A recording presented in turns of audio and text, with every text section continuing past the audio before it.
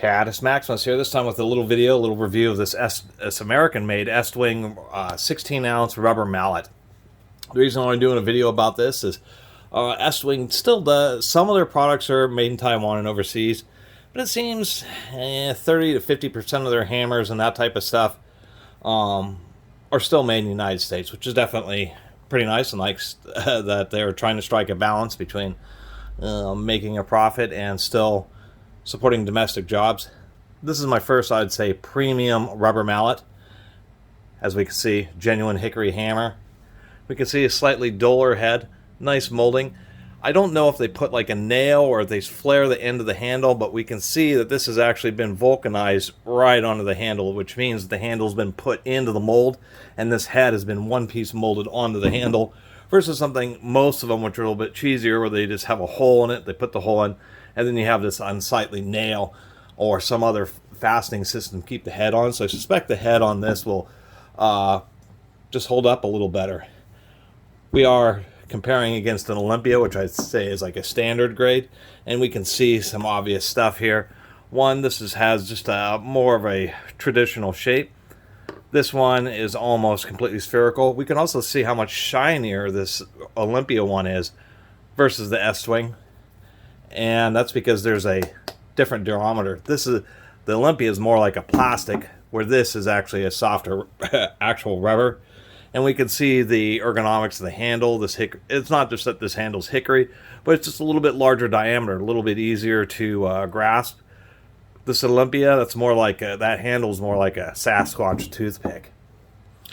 What I mean by the durometer here is that's basically, durometer is the hardness of the plastic, and I can press pretty hard with the back side of this and it just doesn't push in. It's really pretty hard. This, you can just tell by the sound. It's a duller sound. When I press, you can see that it actually squishes in, which is the point of a rubber mallet. It's supposed to be a hammer that has some mass, but is going to not damage any surfaces. You have to be careful. A lot of people use these like on metal parts and stuff. You can end up cutting them and tearing them up pretty easily. But they're absolute staple in woodworking.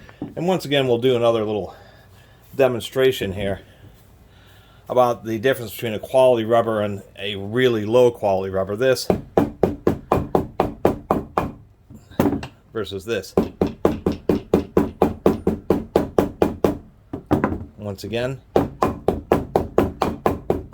this is really pretty hard. And so I'm glad I got this.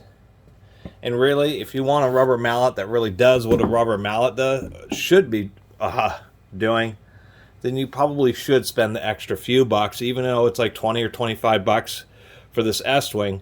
It's really a much better product, and it's going to perform like you expect, having the nice, slightly softer rubber head, which is more properly attached, being one piece molded with the handle, versus the cheesier ones, which are, a halfway rubber and halfway just hard plastic. Anyway, I really appreciate everybody who's been watching and subscribing. And if you haven't subscribed, please do. Till next time, Catus Maximus out.